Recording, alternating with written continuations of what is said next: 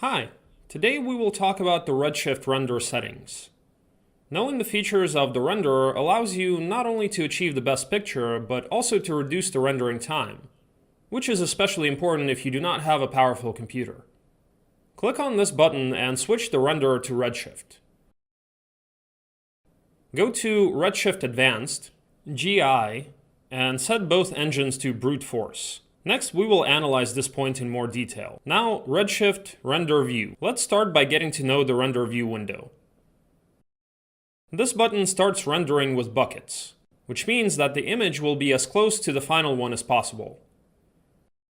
Rendering in buckets is a rather lengthy process, so you won't be able to quickly evaluate the result of the work. But you will get good image quality. This mode is useful in the later stages of working on the scene or when you want to evaluate the final appearance of some detail of the scene. This button also starts rendering, but in the IPR mode, or progressive rendering. This mode, in contrast to buckets, tries to render the entire image as a whole and at the same time. It produces an image faster, but it is also noisier. It is needed to quickly evaluate the scene, but it is not suitable for the final render. In this mode, it is good to work in the early stages of the development of a scene, when you are just starting to set the light, evaluate the distribution of materials, or finalize the composition. This is the button for refreshing the render window.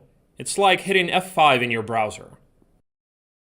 This button allows you to limit the rendering area to the selected rectangle.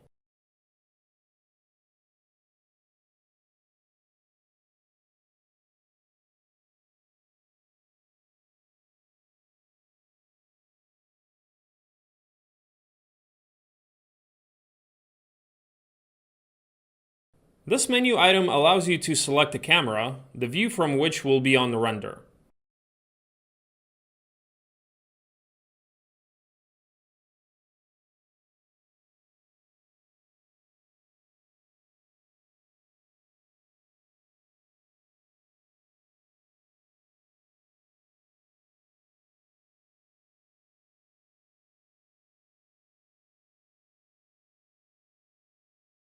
This button allows you to lock the selected camera and always render from it. This is convenient when you need to get out of the camera and fix something, but at the same time you want to see the result of the fixes in the render in real time. This button switches the render mode to bucket rendering.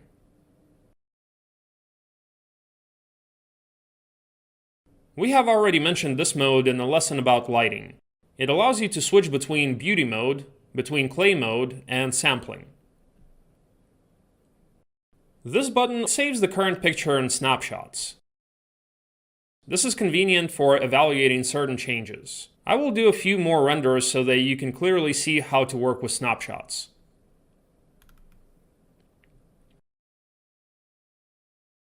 It allows you to view the gallery of snapshots and compare them.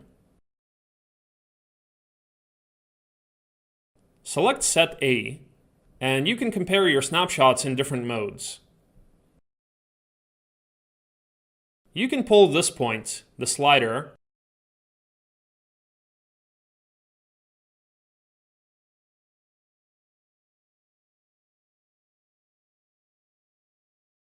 as well as this point,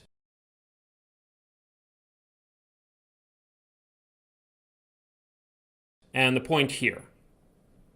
Each of them controls a separate mode in which it will be convenient for you to evaluate snapshots.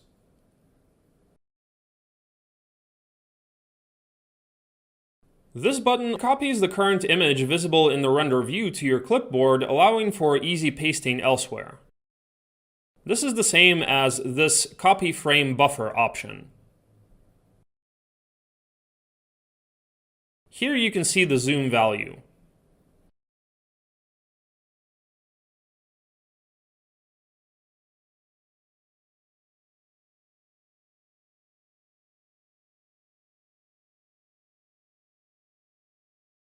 And here are different zoom modes.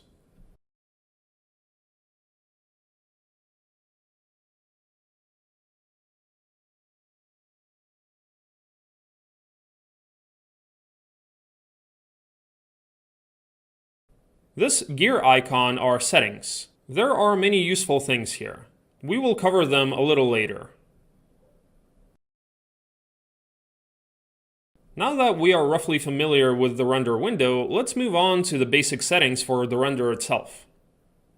This is a very handy menu that allows you to quickly set up the most important stages of the render. We can immediately set the quality of the final render with one click by selecting it in the bucket quality item.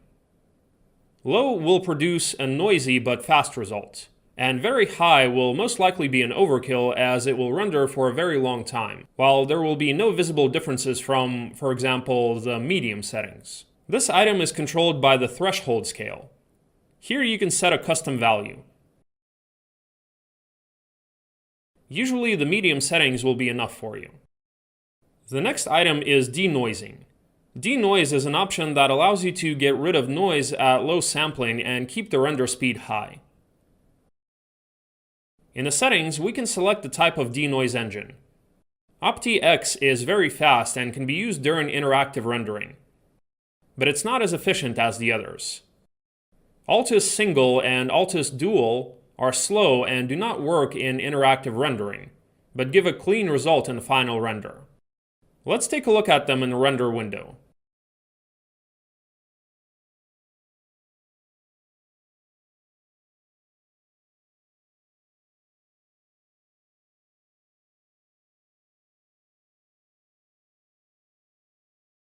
This button allows you to toggle the display of the denoise filter on and off. See how the noise level changes. I usually don't use denoise as render time is not crucial for me and I can tweak the sampling to avoid noise. But if you have a heavy scene that takes a long time to render, you can enable and configure denoise. The motion blur option is also very important for us. This effect allows you to blur objects in a scene in motion. This is necessary to create, firstly, a more interesting picture, and secondly, more familiar to the human eye.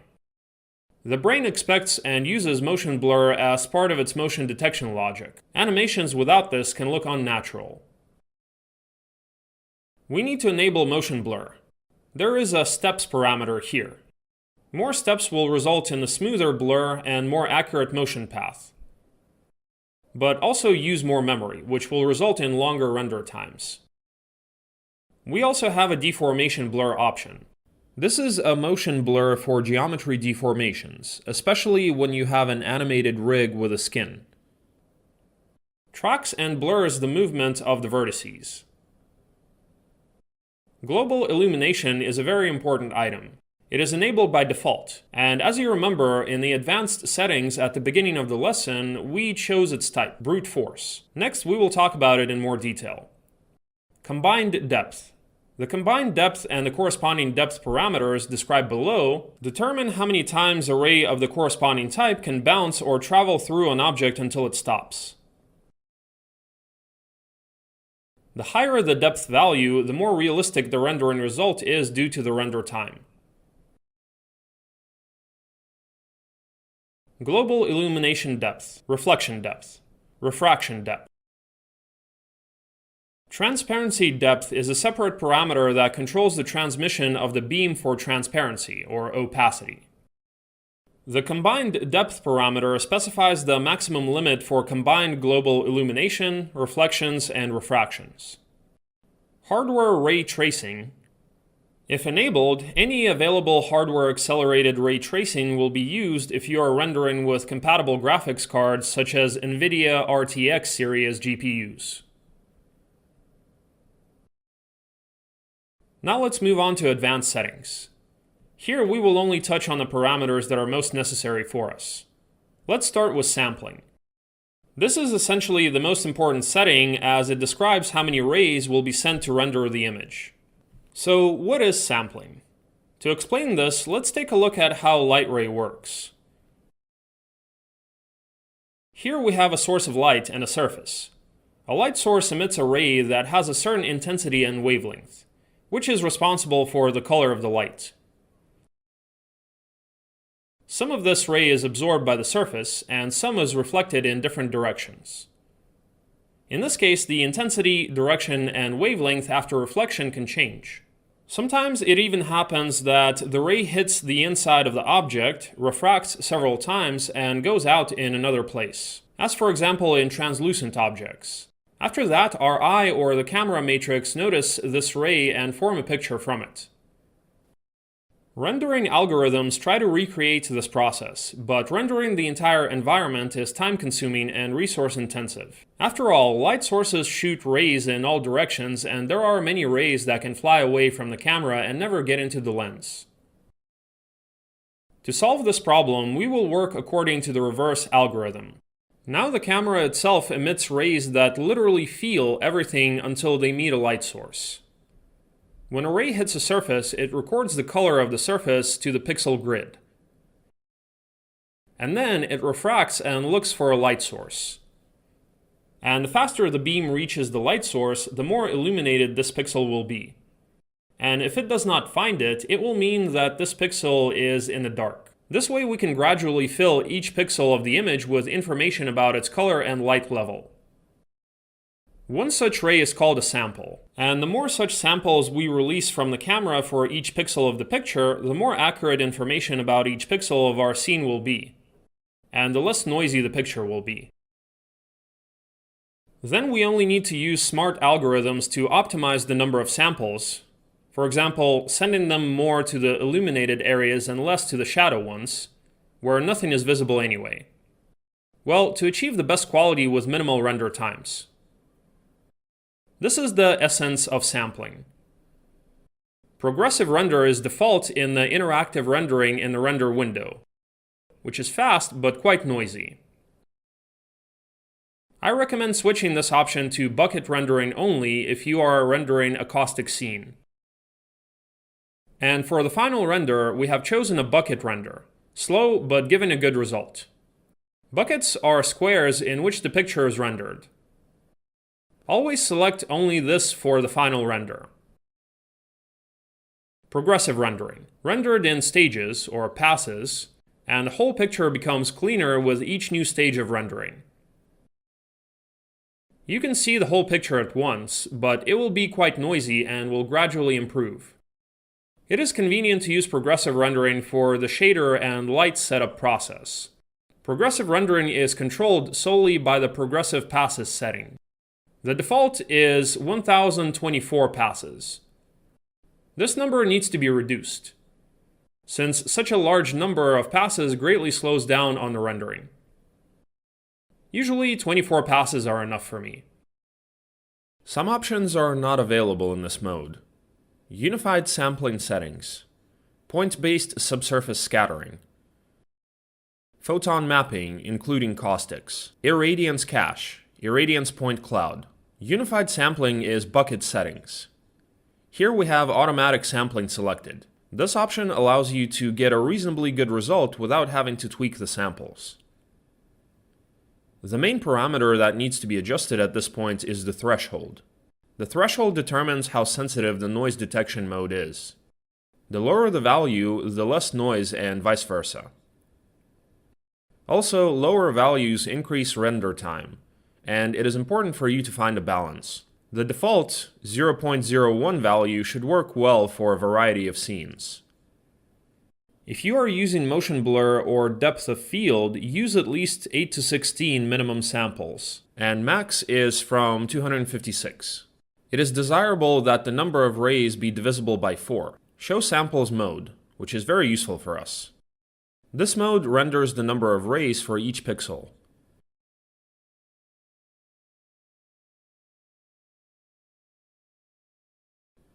Those parts of the picture that are indicated in white use the maximum number of rays.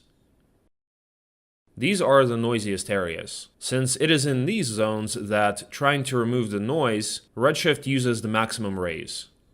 This way you can see exactly where you are missing sampling. Let's see how the ray adjustment affects the picture.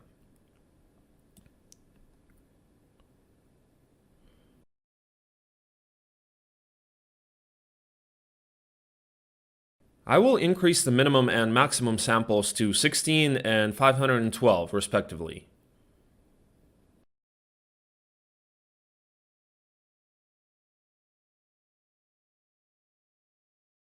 There are significantly fewer white areas.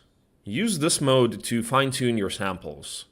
If the white areas are in shadows, then increase the sampling on GI. If in reflections, then increase the samples in the material in reflection. In my case, I also need to increase the samples on SSS. Next, GI or global illumination. This parameter adjusts the number of rays bouncing. The more there are, the less noisy the picture will be. If this parameter is not enabled, we will not get a physically correct image, since the ray will bounce once, and the light will simply not propagate. We have this option enabled by default. I like to set both GIs to brute force. There is only one setting, rays, and it is easy to adjust. This value should also be divisible by 4.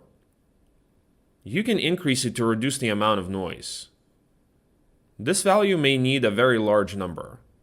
I usually start with 512. Brute force, unlike Irradiance Cache, works with interactive rendering and also does a good job with a scene with lots of small details. Irradiance Cache is used for interior rendering. The next one is a very useful group of effects, Post-FX. After you've rendered the image, you can add post-processing. LUT is a color conversion. There are many such files, and each of them is a kind of color filter. In the LUT location, you can choose the path to the LUT files. LUT file shows which LUT is selected. You can play with your image this way and style it.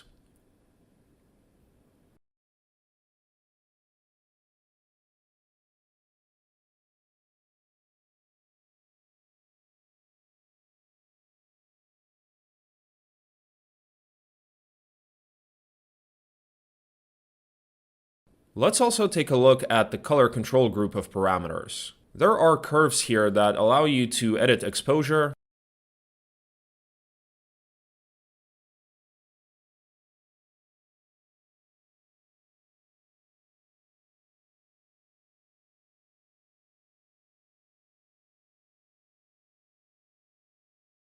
contrast,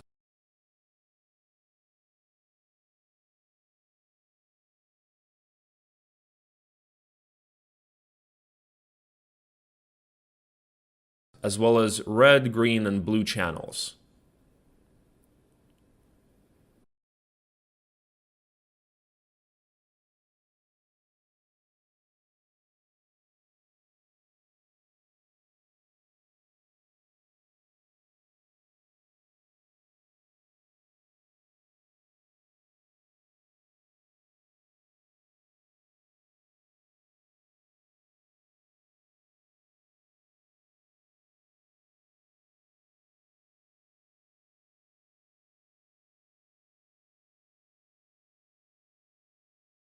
Photographic exposure is a group of parameters intended for those familiar with camera control and includes ISO, aperture, and shutter speed, as well as various parameters for controlling colors like saturation.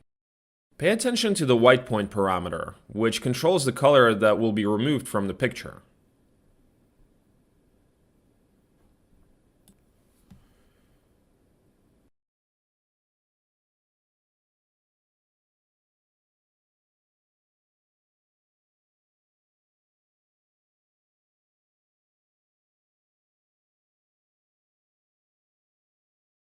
Vignetting darkens the edges of the picture, simulating the properties of a real lens.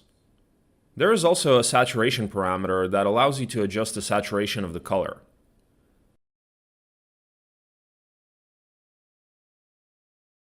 The next effect you will love is bloom. It creates a glowing halo around the highlights. Bloom threshold allows you to set a threshold value for the bloom parameter to become visible. The lower it is, the greater the likelihood of a glow appearing.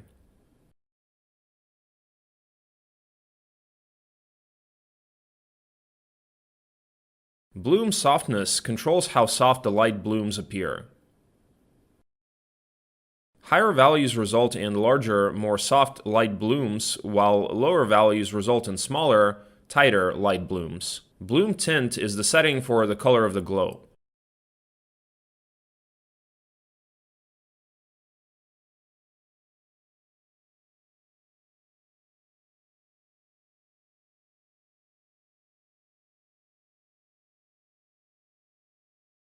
Bloom intensity is the strength of the glow.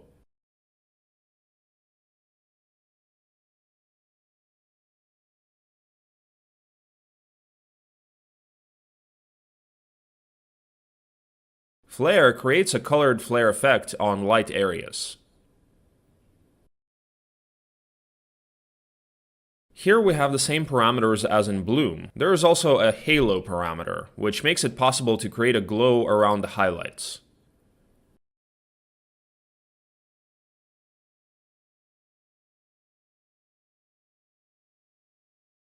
Flare tint lets you tint those colored highlights.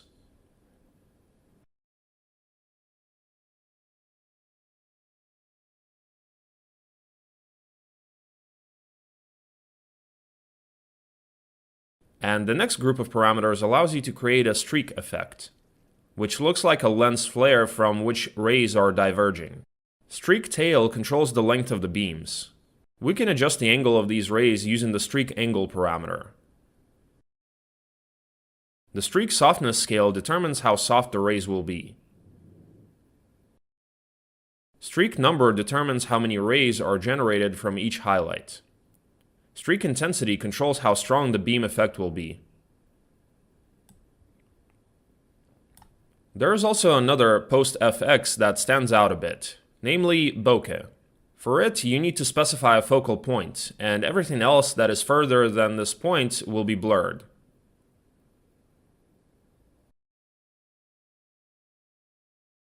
To do this, we will create a null, name it focus, and place it at the desired point.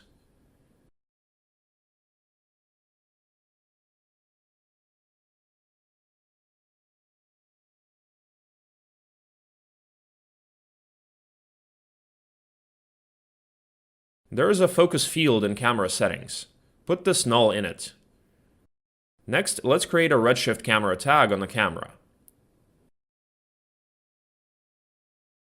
Now in the redshift camera tag, under the bokeh tab, select the override and enabled options. And in focus settings, select the derive from camera focus distance mode and set up the COC radius.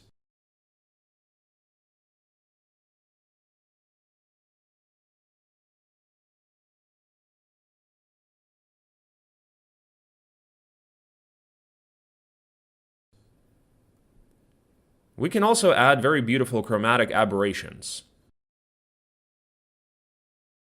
That is, color separation in the bokeh image item. We need to enable bokeh image in this tab. Set normalization mode to unit intensity and select the file. A pack with such files can be found in the lesson's description.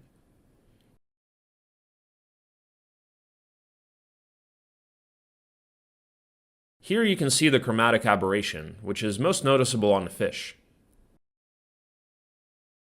They give a film effect.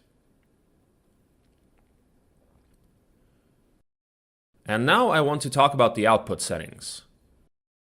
Let's talk about color space. I must say that there are a lot of color spaces, and our displays operate in a narrow gamut color space, sRGB. The narrow gamut means that they can display fewer colors than the human eye can distinguish, that is, only 36%. For example, the familiar image formats, JPG, PNG, are also in sRGB. But unlike monitors, 3D editors themselves work with a different space, that is, in linear. Accordingly, the picture must be converted to sRGB to be displayed correctly on the monitor. What happens if you don't convert it? It will be too dark or, on the contrary, overexposed for us, and we'll hardly be able to see any details on it. Now I will explain why you need to do this color conversion. Look at this gradient. It is currently displayed in linear color space. If I ask you to select a medium gray color on it, you will indicate it somewhere here on the left side. This is because the human eye is well trained to distinguish details in the dark. After all, there may be a predator there. But it distinguishes shades of light much worse, and therefore the right side of the gradient seems to us as a solid white stripe. To make the picture richer and more detailed, we need to apply a gamma correction. That is, return the gray color to the middle of the gradient and adjust all other shades to it. Thus, applying gamma correction when working in 3D, you will get better shadows, more detail in the illuminated parts, and in general, you will significantly reduce the time for setting up lighting. I will show you how to set up conversion and output to sRGB in Redshift. You're actually in luck, because with Redshift 3.0.49, we are doing color work in ACCG gamut by default. You can find this group of parameters here. The current workflow is listed here. The default is ACCG. ACCG is a linear color space with an ultra-wide gamut greater than sRGB. It is great for 3D artists. Displays in sRGB mode as another is not possible on my display. Also, tone mapping SDR video is enabled by default. I really like it when this setting is turned on. What is tone mapping? Tone mapping helps you to prevent overexposure. Without tone mapping, you will have bright white areas in which details will be difficult to see or indistinguishable at all. The tone mapping desaturates these highlights. If you don't like using tone mapping, select the Untone Mapped option, but I recommend that you use the default options.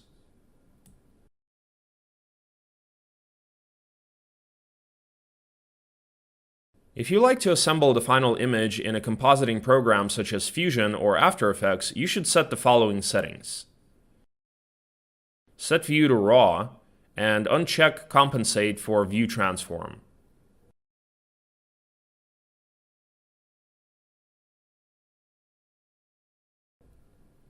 And one more very important point. Remember, in the previous lesson, we made a wood material and needed to set the correct color space for the roughness texture. Now we will discuss this point again. As we said, the textures that we use in the shader need to be converted. Redshift can recognize the desired color space itself. This is the auto mode, and convert. But sometimes we need to specify it ourselves. So for sRGB, this is PNG or JPG, albedo or diffusion, we specify the sRGB color space. For black and white maps such as bump, roughness, displacement, as well as maps containing data such as normals, raw. For HDR maps and EXR scene linear rec, 709 sRGB.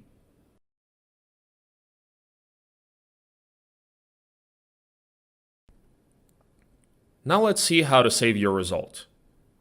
When you render an image, you can save it from the File, Save Image as Render window. You can also select the PNG or JPG format in Save and specify the path where to save the picture.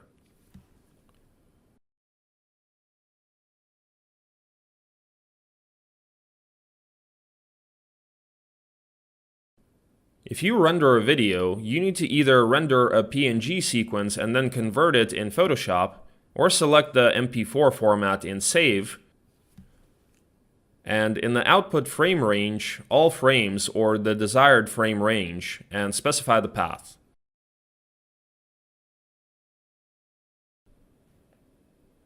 Choose the Render to Picture Viewer option in Render menu. Now we just have to wait.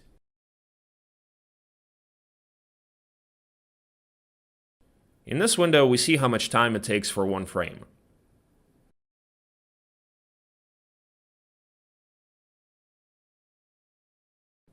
Thank you for your attention. I hope this lesson was useful. I wish you creative experiments and fast rendering.